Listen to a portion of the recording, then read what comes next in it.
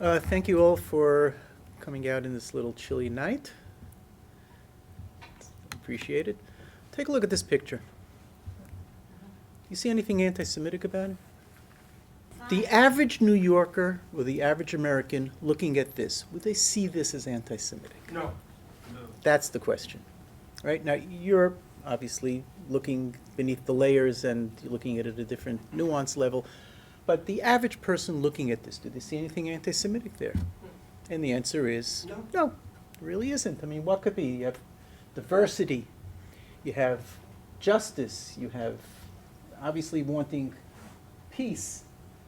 There's nothing really there that comes out on the face of it as anti-Semitic. Well, that's where the slippery slope of psychological warfare, which is something that's being practiced very, very heavily, but we don't know it, at least publicly we don't know it, by the Arab world. And that's something that nonviolence can be portrayed as. Now, nonviolence, again, is something that's good. Martin Luther King, what could be better than that? How could it be anti-Semitic? Well, let's take a look at a few things and look at some of the issues that come up. Look at this headline in Haaretz by Hanan Ashrawi a few years ago. The boycott, BDS movement, the boycott is our Palestinian nonviolent resistance. Now again, I want you to focus on the words. Nonviolent, resistance, these are words that don't bring up anti-Semitic behavior. They don't normally conjure up anything other than fighting for what's right and decent and dignity and moving people forward. And the language is something that fits within this psychological profile that I'm going to present. And I'll present a challenge with it also, because it's not only simply one way, and we'll take a look at that. And here's what you get, right? On the one hand, you have this movement presenting itself as nonviolent and doing all the nice, good things, and they come out saying, well, anti-Semitism is not the same as being anti-Zionist or anti-Israel. And they accuse people that are looking at this as being exaggerating and going into hyperbole and saying, well, just because we're saying this and against Zionism or against Israel doesn't mean we're anti-Semitic, and here's a little mocking cartoon to that. Same thing over here, right? Break the silence. And by the way, this is not breaking the silence, the group, former soldiers group, this is just a epithet that they're throwing out. Break the silence. Anti-Zionism is not anti-Semitism. And again, this is what you'll hear repeated all over and over and over again. Anti-Zionism is not anti-Semitism. It's interesting, I was driving around today listening on a number of different news stations in New York, and I'm hearing an advertisement over and over again against Bibi Netanyahu coming to New York, and it's being sponsored by Torah True Jews. This is the ultra-Orthodox anti-Zionist movement, and these are definitely people you can't traditionally call anti-Semitic, at least not the way they look and how they behave, but they're virulently anti-Zionist, and I'm hearing, and I heard this on a number of different stations. So I guess technically anti-Zionism is not anti-Semitism, but we all know that today it's very hard to distinguish the two in many, many cases, and we have to be very careful to take a look at it. Now, when you look at this, it's difficult not to say that this behavior is anti-Semitic behavior. It's difficult not to say it. However, I would ask you to hold back 1 second and to think very carefully before we go and say, yes, it is anti-Semitic behavior. It's true that many of the people, or even the majority of the people that would be part of a demonstration like this, are likely to be anti-Semitic. They're not likely to be people that have warm place in their heart for Jewish tradition. But we have to be very careful on a technical basis in terms of what we call it. So let's go on and explore this a little bit more and see where we go. Now, I'm not going to go over this in detail, but nonviolence. The type of nonviolence that I think falls within the problematic area of psychologically being able to move into the anti-Semitic fold is over here, right? These aren't people that are nonviolent on the basis of principle. And these aren't people that are being nonviolent on the basis because they want to reform something and do good for the world. These are people that want to be nonviolent for a very pragmatic reason and a revolutionary reason. So nonviolence by itself does not mean it's something that doesn't hurt someone else. And that's part of the problem. When we look at nonviolence, you assume it doesn't hurt anyone. What could be bad about nonviolence? Well, revolutionary nonviolence that could be pragmatic can create that problem. I remember there was a Palestinian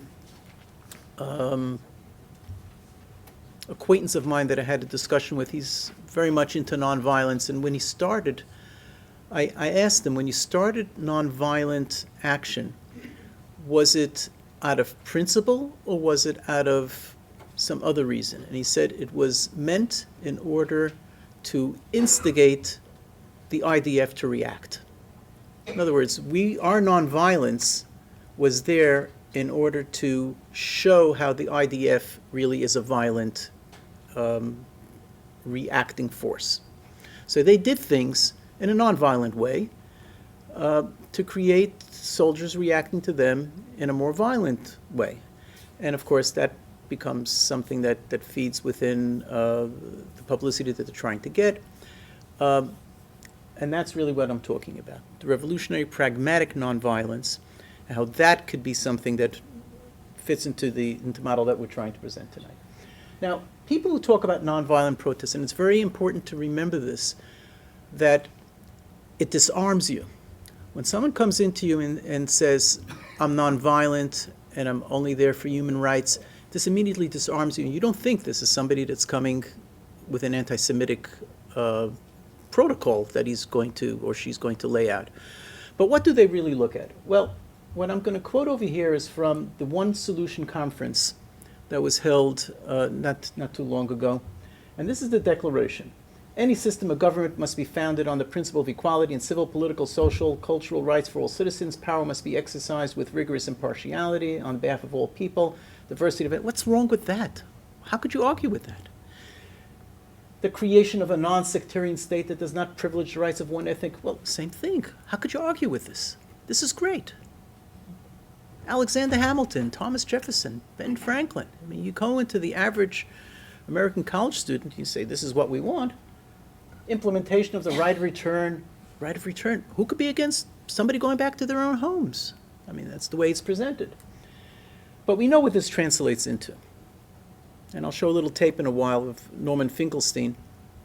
I don't know how many of you saw the tape where he comes out and says, this really means the end of the state of Israel.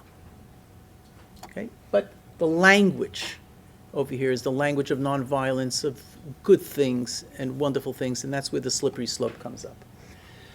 Now, when we talk about psychological warfare, what we now have is a new field of operations against Israel. It's been around for a long time. Psychological warfare has been used in every, historically, from the time of the Bible, and what that relief is a relief of the two sons of Jacob, Shimon and Levi, Simeon and Levi, attacking Shechem after the violation of their sister. It was a psychological warfare. What they did is they said, okay, just become one of us, circumcise all your males, and everything will be fine. And they did a sneak attack. That's pure psychological warfare. It's one of the first examples of it in the Bible. What you have today is something a little different. It's still warfare, but it's the operationalization of passive-aggressive behavior. Right? It's people saying one thing, but prepared to do something else behind them. Right? And this is where we have to be very careful in terms of researchers to understand the difference between something that's truly nonviolent and something that's really nonviolent for another reason. Okay?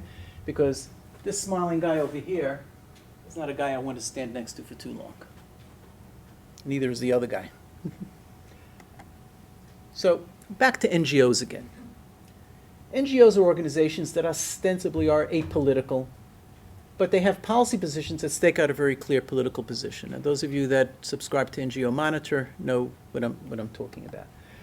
Many of these groups are perceived as objective and neutral, perceived that way, but their involvement is used to promote certain positions. And playing to these groups and they advocate a particular position, this is very commonplace. So when people that are active in pro-Israel movements hear about Human Rights Watch, which has a great sounding name, or Amnesty International, which has another great sounding name and great work, immediately go on the defensive, right? Because these are NGOs that have been shown to possibly to politicize some of the work that they're doing. So what NGOs have done, they basically expand the market for psychological warfare. Because what they're doing is they're additional actors, they're additional agents, and they put more pressure on international bodies that wasn't there before. So the NGOs now become players in this game of psychological warfare. Okay?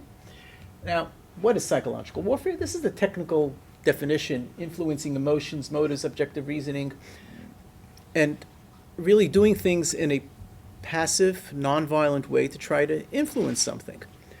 What you have, in addition to psychological warfare, is something called psychological asymmetry. Now, we all know about asymmetric warfare. Asymmetric warfare is we have one great military giant that's fighting someone that has no military means at all, and that's asymmetric. But what you have with psychological asymmetry is that the weaker actually is the stronger, right? You think that the person with the tanks are the stronger person. But in the battlefield that we have today, in terms of emotions and beliefs and changing attitudes, it's not this guy that's the strong guy, it's this guy that's the strong guy. And that's what I'll give you a couple of examples of and show how that's used in terms of this movement of psychological operations from the battlefield. All the tanks won't do you any good when you have diplomacy that focuses on only one element. So what do we learn from the scientific literature, how people look at news and information? What do we know about that? Well, here we have words again. You have the right to self-defense, and you have the human rights of international law. Now, self-defense is a human right, but nobody looks at it that way unless the self-defense is by a victim. Okay? If the self-defense is not by a victim, it's considered a violation of international law. All right? And we'll show a couple of examples of that. Okay? So you have this dilemma. How do you exercise military strength and still maintain a moral high ground? How does that happen? What you have here is a picture of Not in My Name, Jewish Voice for Peace. For peace. Again, Jewish Voice for Peace. What could be wrong with that? What could be wrong with that? So you have pictures like that that come out during the war, that you see circulated around and around and around in people, by people that are pro-Israel and sent it to other people. And they look, people on the battlefield praying, it's wonderful and it's great. That cannot compete for 1 second against this picture. Right? Doesn't compete for 1 second. I know you could come and tell me, well, they put them in their human shields and this. You could say that as much as you want. It doesn't work. Okay? Logic doesn't work in terms of this.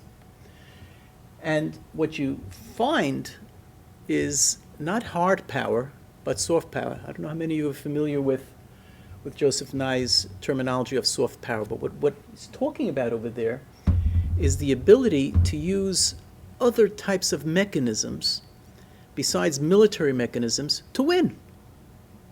To win. And what are the mechanisms that are being used today by anti-Semitic people and by anti-Israel people?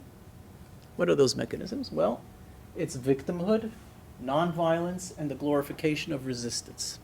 These are all great things. Look, every American child grew up with the Revolutionary War, George Washington fighting revolution. I mean, these are wonderful terms. How could you be against that? Victimhood. Well, how could you be against victims? Jews were perpetual victims. Nonviolence. I mean, Martin Luther King is an icon in this country, deservedly so. So these are the terms that are being used. Right? Now, can something good be something very bad? Anti-Semitism is very bad. These things are very good.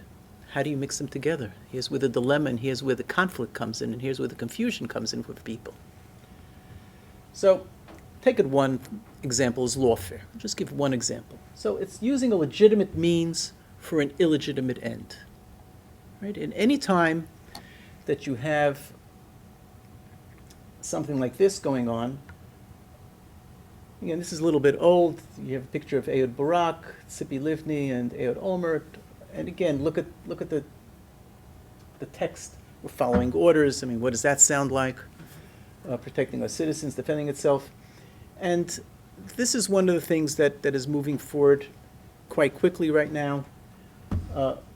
Mustafa Barghouti, right? Dr. Barghouti says it very clearly. Many people understand and realize now that nonviolent resistance is much more effective than military actions. And that's exactly what he does. And by repeating and playing on this mantra of nonviolence, they put forth a new area of psychological warfare against Israel and against the Jewish people, if I may add also. Here's another Barghouti, Omar Barghouti. He's the guru of the BDS movement, right? And everything, if you hear him speak, everything he speaks about is Palestinian rights. And when he speaks in the United States, when he speaks in front of other places as well, he speaks about Mandela and King. This is the legacy of Mandela and King and one other person. Obama? Gandhi. No. He should. And these are the strategies that are coming out now. Mandela King. Now, it's gotten so inculcated that this is, in Israel, you'd never find anyone else getting away with this. But here you have a Palestinian in blackface. Okay? Here's Gandhi, here's King, or I don't know which one is King, which one's Mandela. But this is marching near Bil'in in outside of Jerusalem, one of the weekly Friday demonstrations that Palestinians and internationals have against the fence, the wall, whatever you want to call it. And this is a still from a video that was done there not too long ago, matching with the Palestinian flag. Again, Gandhi. This is the movement. This is the image that they're trying to present. And again, it's very, very hard to come and take something good and tell people these are bad, this is bad behavior. Because look what they're saying, look what they're trying to represent. This is what they're trying to put forward. BDS movement for justice and equality. What could be wrong with that? Now, take a few minutes and listen to Norman Finkelstein. I don't know how many of you have heard this. When Norman Finkelstein came out and showed BDS for what it is.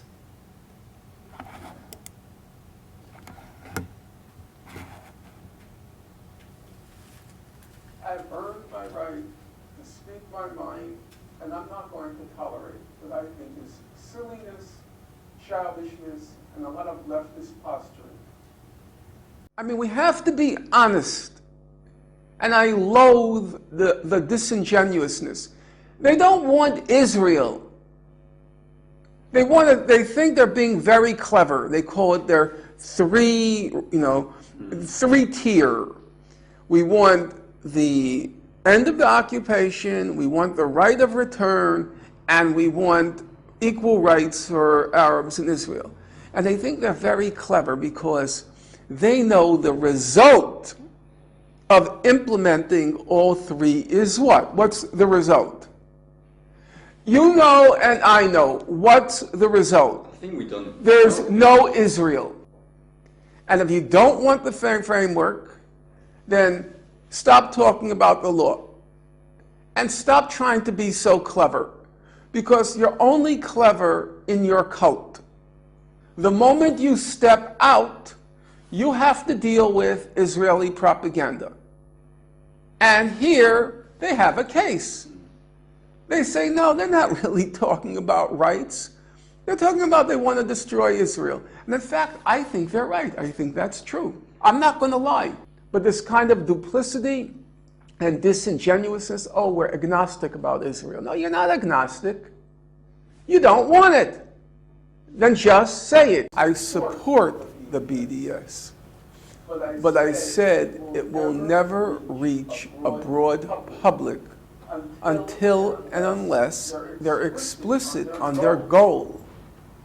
And their goal has to include recognition of Israel, or it's a non-starter. It won't reach the public. Because the moment you go out there, Israel will start to say, what about us? And they won't recognize our right.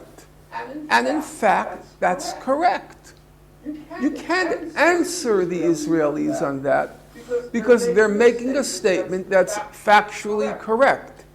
It's not an accident, an unwitting omission that BDS does not mention Israel. You know that, and I know that. It's not like we forgot to mention it. They won't mention it because they know it will split the movement. Because there's a large segment of the movement, component of the movement, which wants to eliminate Israel. You talk about BDS, they make all these claims about their victories.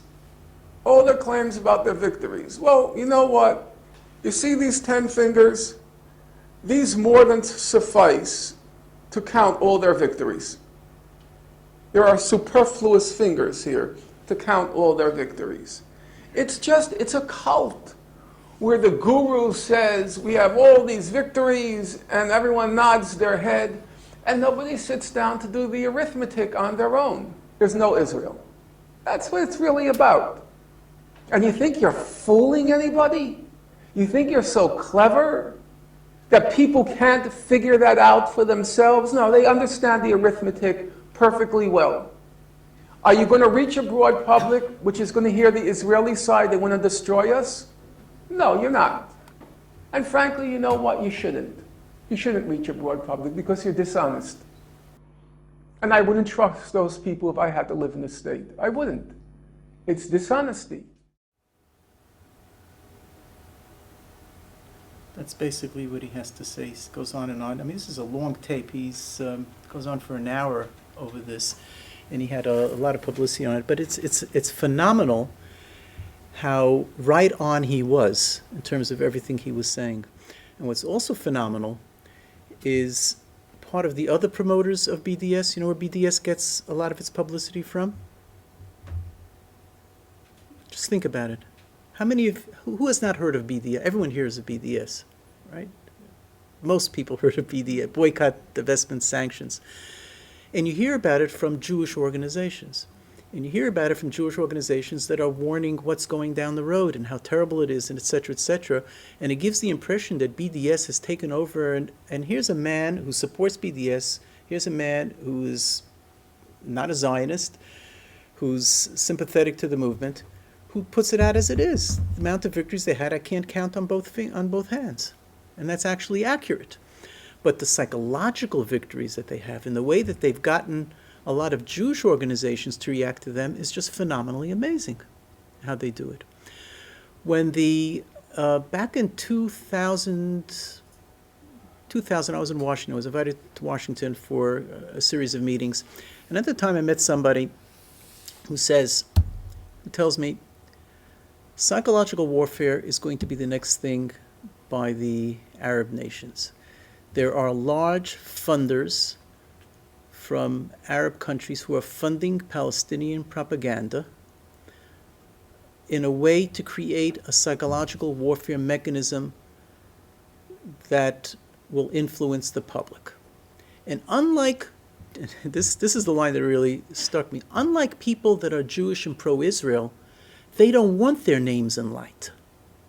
They don't want to be publicized. They don't want anyone to say, this person donated so much to this organization.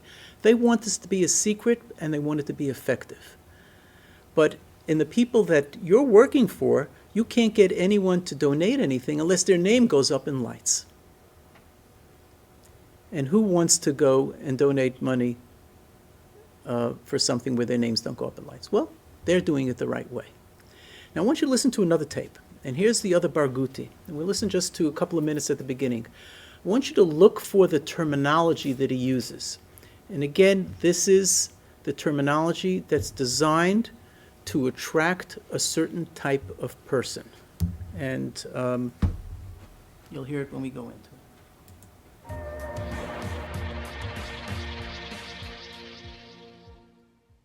Welcome to the Real News Network. I'm Jessica Devereaux in Baltimore. The UN Human Rights Council will begin an investigation into the allegations over whether Israel engaged in war crimes in its assault on the Gaza Strip. This is all happening in the shadow of Israel's military assault on Gaza, which has killed more than 700 Palestinians. The UN has already classified 1.1 million Gazans as refugees. Now joining us to unpack all of this is our guest, Omar Barghouti. He is an independent Palestinian researcher and human rights activist, and he is the founding member of the global Palestinian-led boycott, divestment, and sanctions campaign against Israel, also known as BDS. Thank you for joining us, Omar. Thank you. So, Omar, let's start off, since I know you're in the West Bank, I want to get your response to Israel's bombing and what the response has been in the West Bank, specifically the Palestinian Authority's response. The Palestinian response in general to Israel's ongoing massacre in Gaza, and that's what it is, it's a full-fledged massacre of civilians in Gaza, has been more or less united. Even the Palestinian Authority, which really lacks a democratic mandate at this point, was forced under public pressure to take a tougher stance in the last couple of days. It has adopted the main demands of the resistance in Gaza, saying that a ceasefire without ending Israel's brutal siege of the Gaza Strip is unacceptable. So they have to go hand in hand, a ceasefire plus ending the siege, taking effective measures to end Israel's siege, opening the borders so that Gazans will not be incarcerated in the world's largest open-air prison. At the civil society level, at the popular level, support for our Palestinian brothers and sisters in Gaza has been overwhelming. It has been unprecedented, in fact. We have not seen this much support among Palestinians, whether in the West Bank or Palestinians in the 48 territory Palestinian citizens of Israel. It has been absolutely overwhelming. Support for the resistance, support for defending Palestinian rights in Gaza and everywhere else. Yeah, and Omar, some people are suggesting that the real motivation for this aggression is that Israel would not accept that unity agreement between Fatah and Hamas. How much do you think this unity agreement motivated Israel's attack? Why don't you look at the language here, okay? The importance of the language. What did he say here? Human rights, military assault. This is all directly from what they came at. That's how she started, how she introduced Barghouti was human rights right away, military assault, and then he uses the terms massacre, brutal siege, open-air prison, brothers and sisters, resistance, defending rights. This was in less than 2 minutes. Came out with all the right words. And he'll say this over and over again whenever you hear him. And you go on, you can hear more of this. She comes back, aggression. Okay? The juxtaposition of this goes back to this idea of victimhood as being a great thing. Great thing to fall into. And how could a victim be an anti-Semite? How could that happen? So apartheid, colonialist, settlerism, etc., all these terminologies are all part of this. And it becomes another example of psychological asymmetry, to where the ostensibly weaker person is essentially stronger because that person has psychological tools that the other person does not have. So they'll say, well, we're victims, you have tanks, we have nothing, but you have the psychological benefit of being a victim and you're using it this way. So I wrote an article on this with Kedar, who was here last night. Some of you may have been here on this a number of years ago, on the Islamist aspect of the psychological asymmetry of Islamist warfare. And I want to go over this very, just quickly. Here's a still from CNN showing all the tanks and aircraft and active soldiers against just 12,500 troops of the Palestinians in Gaza. And you say, well, overwhelming superiority. So here's where the underdog has certain advantages. They could use guerrilla tactics. We'll give the benefit of using the term guerrilla. Unconventional warfare, blends in with civilians, and lack of accountability. Because whatever they want to do, regardless of international law, you can get away with it. So it's a psychological reversal of who's strong and who's weak and who's able to really utilize certain things. So all the tanks and all the aircraft and everything really doesn't work when you have a sophisticated operation of victimhood working. And that's what you have. So victimhood is really the new weapon. And there are people that are writing about don't blame the victim because it's almost a holy grail certainly in American culture to say you're going to blame the victim for something. You blame the victim, you're a bad guy, you're merciful, you don't have any mercy, you have no heart, you're tough, you're not the type of guy I want to do business with, I don't want to have you as you're blaming the victim. But the truth is sometimes the victim is to blame. Now, how do you say that and how do you do that? Well, that's something that we haven't invested any thought into that. But we really should, and we really should think about it because that's really what we're looking at. So the victim stance is always powerful.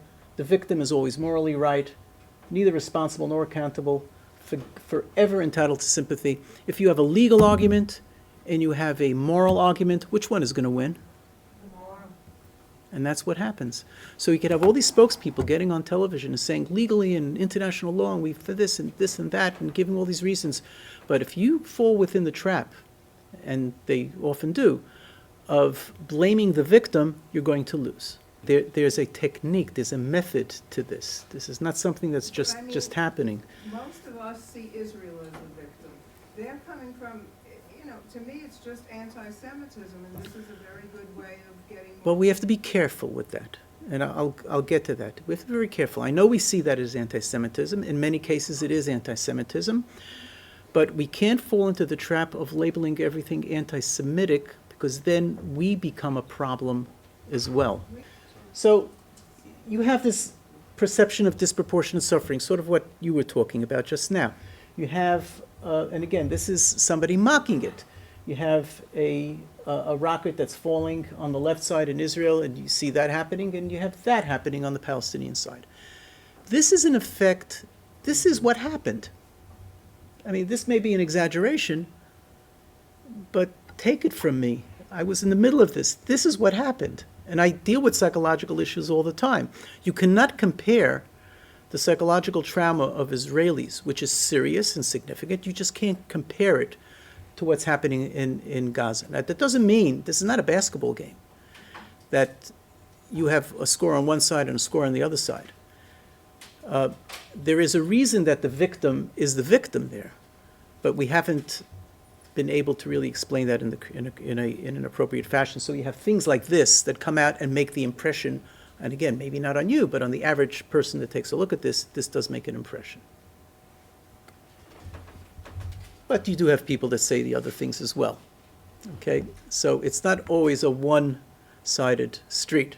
This is a great tweet in terms of how this person responded to the fact, well, look, you have it. But it goes to show the thinking of the people that glorify victimization.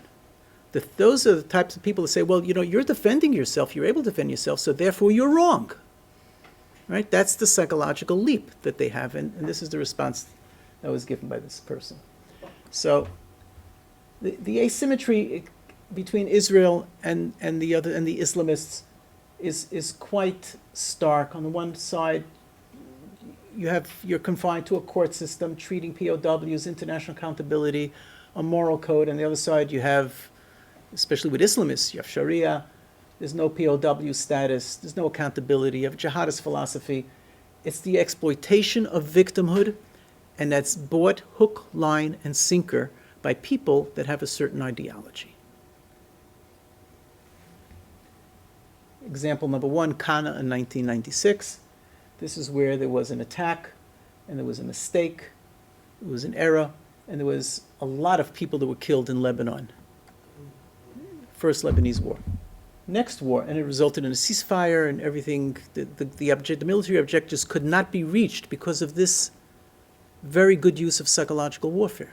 The military objections were not reached. So with all the planes and all the tanks and everything, the war could not be won, was not able to be won militarily because of the use of this. 10 years later, you had the same thing all over again. Misfire into Cana, and the same sort of pictures that are coming out, and the same sort of result. 3, 4, and 5, we'll probably be able to put 6, 7, 8 in there. The Gaza wars, same sort of thing. The Goldstone Commission and the results that came in there. Shabbos, now we have a new commission, but it's the same sort of thing. When this happens, put a commission up, find out what's going on. And now we have the newest thing, the Palestinian ICC bid into the International Criminal Court. That's the next line of offense. And number 6, settlement building, right? There is no way that you could explain to any objective American, nobody buys any of the arguments for settlements. Nobody buys it. Now, you could explain it away from here till tomorrow. To date, there's not been a sufficient explanation that works on people that value Mandela, King, and Gandhi. It just doesn't work, right? Nobody buys it. Even people that are sympathetic to Israel and people that are not anti-Semites, right? And that's why when Palestinians are going to tackle settlement building, they're going to have a very, very sympathetic ear from the world. Not necessarily from the court, where there's arguments, but people, as the publicity goes out, people look at this as unfair. Right? The case has not been built up as something fair. According to the report, the reason Palestinians are adapting this approach is that while the investigation they asked the court to carry out regarding the events in Gaza will open them up to counterclaims of being responsible for war crimes, they feel that settlement issue is a one-way street, and they're right. And they're right.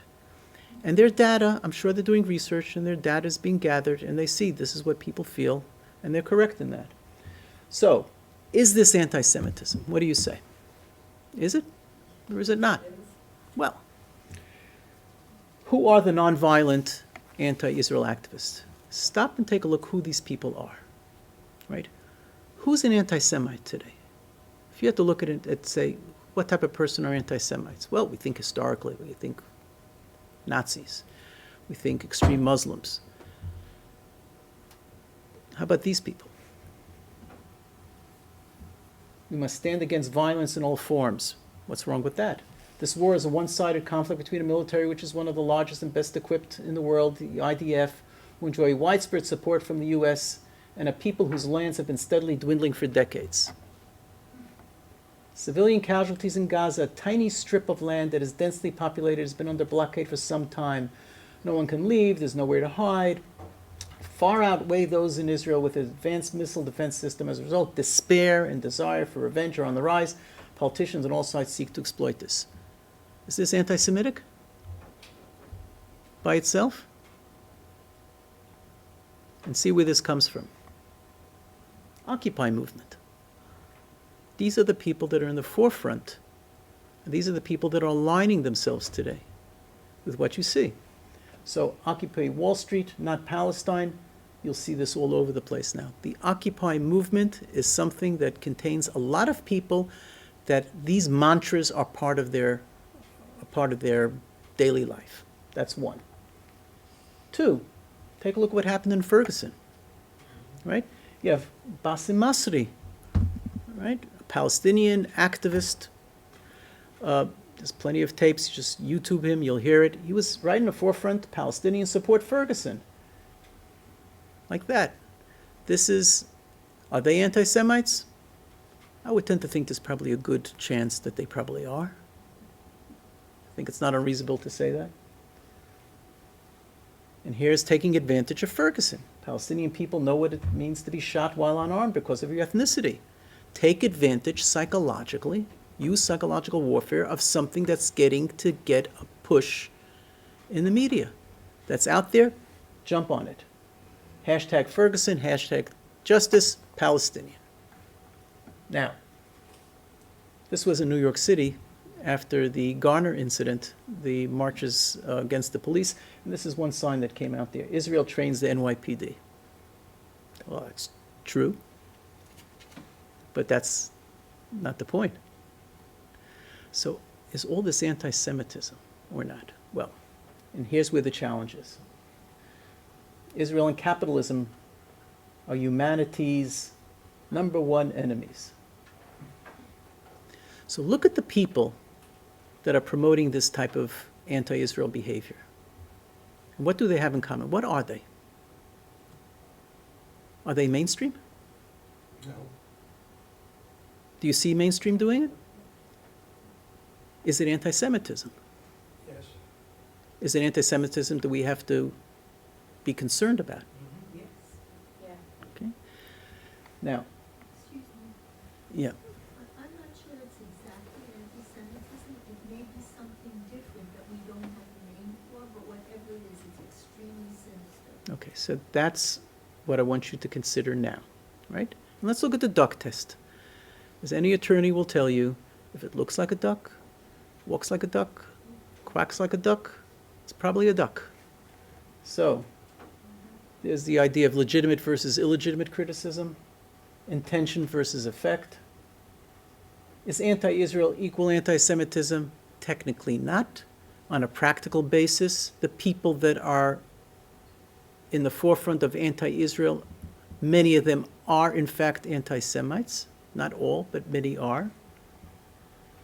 And here you have Judith Butler writing, no, it's not anti-Semitic. And what is she responding to? She's responding to Larry Summers saying, serious and thoughtful people, this got a lot of publicity at the time, are advocating and taking actions that are anti-Semitic in their effect, if not in their intent. In other words, you may not be an anti-Semite, you may not think you're an anti-Semite, but what you're doing are things that are resulting in anti-Semitic behavior, effect. And she's writing why it's not, intellectualizing it, of course, why it's not. Okay. So, back to the duck. If it looks like a duck, quacks like a duck, you think it's a duck, but not always. And you see, sometimes it's not a duck. And that's what we have to be careful about, and that gets to the excellent point that you raised before. We think it is because we're conditioned to it. We look at it that way, we're conditioned to it, we see this is what we think is going on. But I'll ask the question again. If it's in the Occupy movement, and if it's in the anti-globalization movement, and if it's in the people that are running around Ferguson, is this mainstream USA? Or is this a part of the USA that does not represent? What do you think?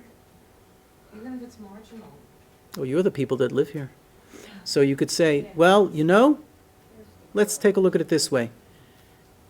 We don't want it to get out of hand, and if you have something now, you better treat it, otherwise, who knows what it's going to turn into.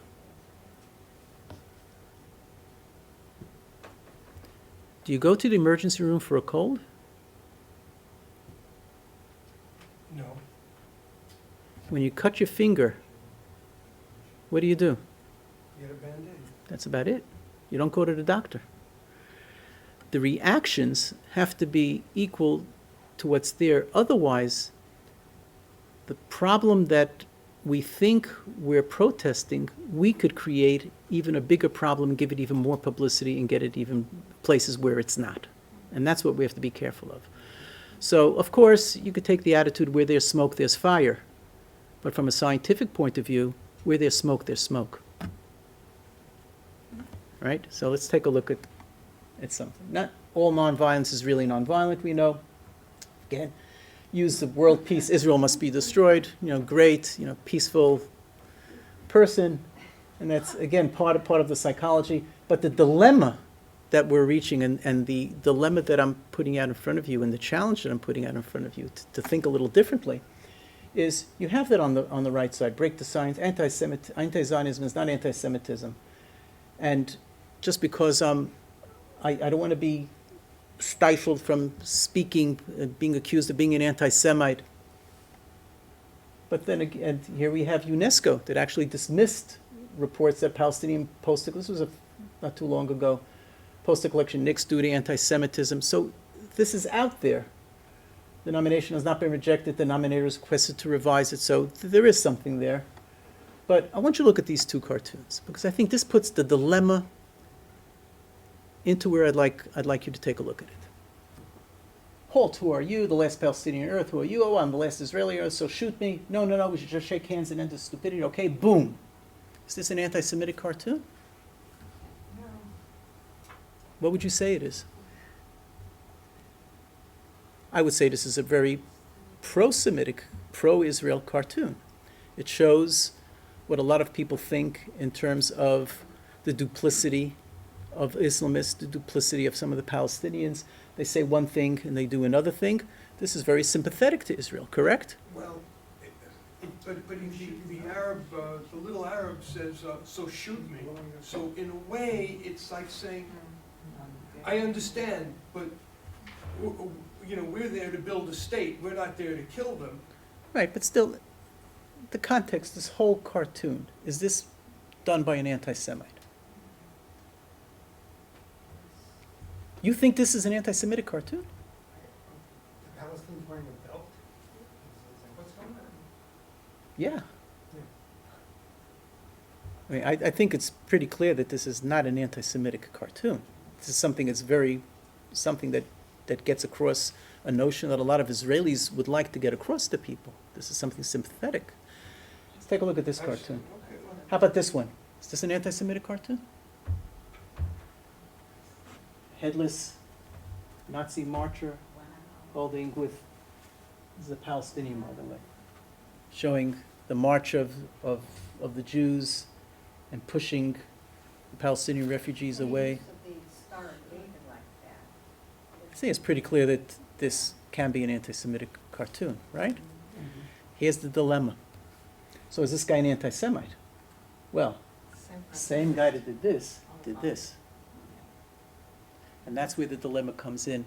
For anybody that's studying anti-Semitism, which is a real and true and honest issue that we really need to get at, but you have to be very careful to differentiate what it is. Is it classical anti-Semitism? Is it a new form of anti-Semitism? Is it something that we still don't know yet? And I'm not so sure what the attitude as far as nonviolence is concerned, where that fits in. It's certainly true that many of the people that are involved in this new psychological warfare with Gandhi and Mandela and the nonviolence and all the words that you heard Barghouti speak about, these are anti-Semites. However, not everyone is. And it's important that in terms of combating this and studying it and doing a scholarly research in it, we have to be accurate in terms of where we're going. And by being accurate, we then could forge a path in terms of really dealing with it in a way that becomes effective. Be happy to take questions. Is that...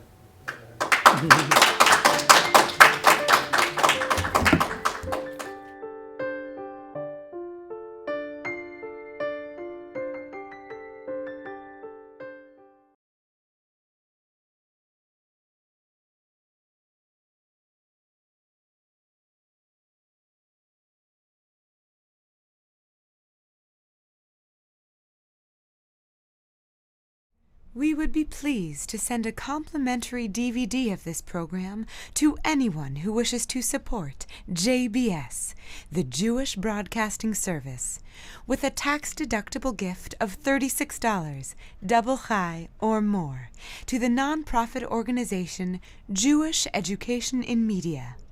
Simply visit the JBS homepage and click on the Donate button to make a donation by PayPal or your credit card. And please indicate the program for which you would like a DVD. Or you can send your tax-deductible check made out to Jem, Post Office Box 180, Riverdale Station, Bronx, New York 10471. And again, please remember to indicate which program you would like to receive with our compliments. And we thank you for your kind support.